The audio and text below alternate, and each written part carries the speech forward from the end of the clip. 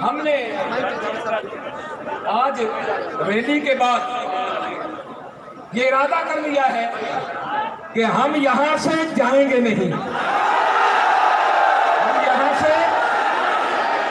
और ज्यादा लंबे वक्त तक भी यहां नहीं रुकेंगे। हम आज 12 रबीउल अव्वल शरीफ 19 अक्टूबर बरोज मंगल, टाइम क्यों है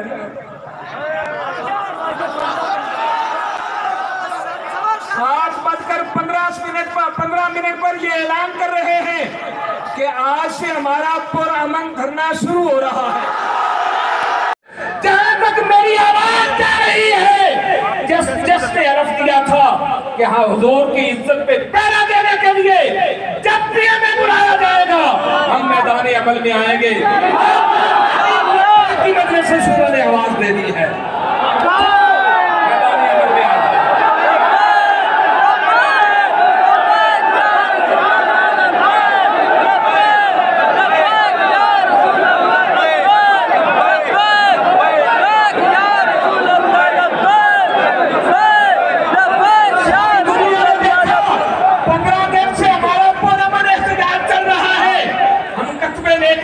सड़कों की साइडों पे खड़े हैं और मुतालबा इतना है जो हमारे साथ